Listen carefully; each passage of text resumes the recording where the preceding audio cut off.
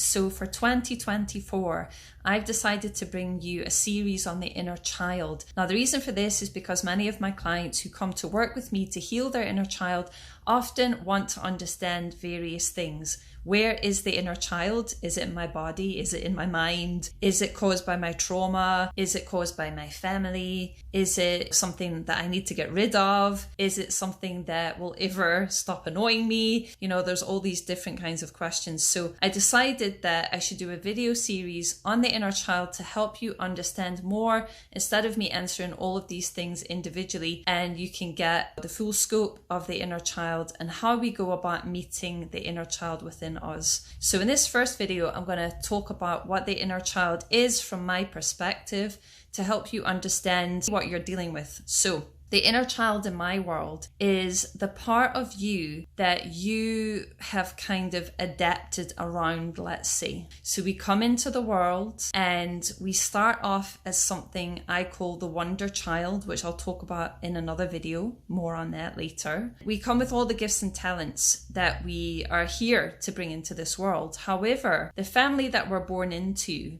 dictates how lovable we are. We kind of reference ourselves against our parents, our other caregivers, our siblings, and also the world around us, the environment that we grow up in, our school peers, maybe our teachers, maybe if we're bullied, that gives us a reference of who we show up as. As an example, maybe you are the loud child who loves to bang drums and sing, and you love to create stories and be seen, and you want to dance, or you just want to be loud and run around. And your parents are perhaps kind of quiet people. They want you to remain quiet. They want you to be like them.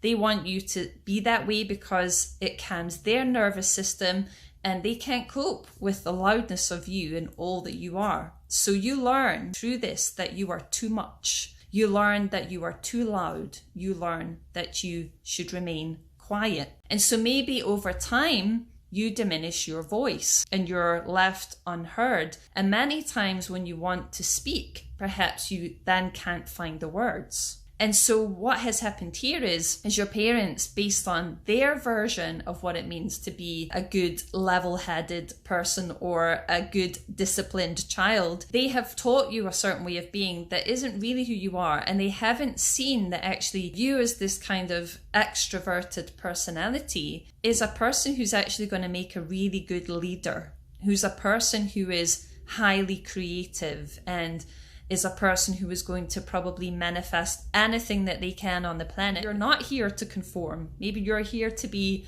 out of the box and to, lead people in a completely different way. So this brings me to the wounded inner child. So your inner child essentially is this wounded self who has held these parts of self back.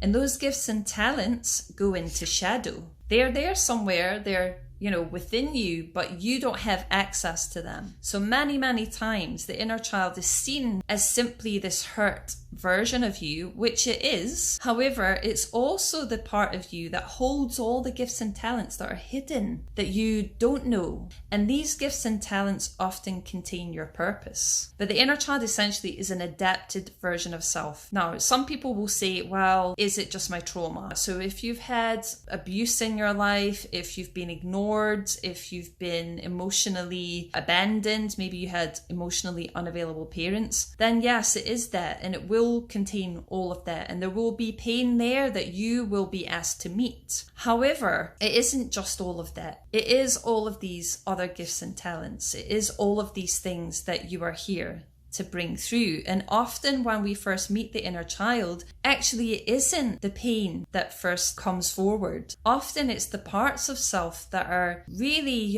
asking to be brought into the world. It's the parts of self that are being asked to be birthed through you. I've had clients of mine who have recognized that they have a talent for singing, or they have a creative streak around pottery, realize that actually the horse riding that they gave up, they want to go back to. So sometimes it's these things that come through, and these things can only be met by you. Often our inner child is seeking a parental figure to help heal him or her. However, really that's not who they need. They need you. There will be other people in your life that will be required to really like affirm that part of you. However, it has to start with you. If you don't affirm your inner child, then really expecting anyone else to do it, it won't fulfill you fully. So the first step is really to meet your inner child and to understand that yes, your inner child is the wounded self, it's the adapted self, it's the self that has learned to become who you are based on what was acceptable. However, it's also the place within you that contains all of your gifts and talents, and probably latent talents that you don't even know you have yet. So that's it for the first video, and I will see you in video number 2. Remember to like and follow for more.